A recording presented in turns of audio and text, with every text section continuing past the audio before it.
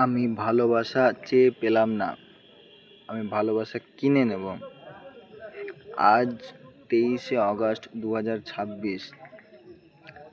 কয়েকদিন আগে আমি একটা মেয়েকে দেখতে গিয়েছিলাম।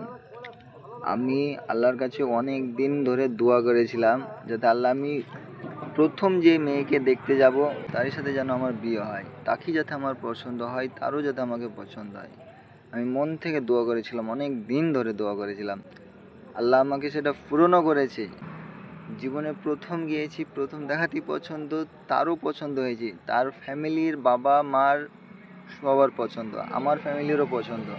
রিজেক্ট হওয়ার একমাত্র কারণ ছিল তার বোনও, বড় দিদির স্বামী।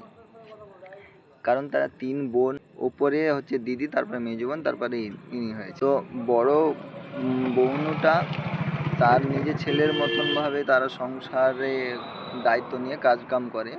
মা বাপ মেনে নিয়েছে আমাকে, কিন্তু তার বোনও একটা ছেলে দেখেছিল অন্য কাউকে, সেটা আমি না, তাকে পছন্দ করেনি।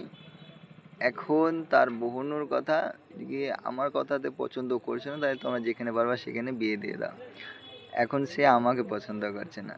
রিজন, আমি ফেরির কাজ করি, আমি ভাঙাচুরা কাবাডির কাজ করি এবং মাসে আমি ঠিকঠাক কামাই, 40-50 হাজার ইনকাম করে নিই প্রতি মাসে।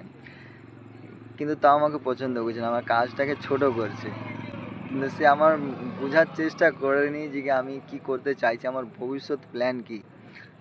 আমি 3 বছর ধরে ট্রেডিং শিখছি, আমি ট্রেডিংয়ে প্রফিটেবল হয়ে গেছি। আমি খালি প্রফিটটা আসেনি, আমার প্রফিটও খুব তাড়াতাড়ি চলে আসে।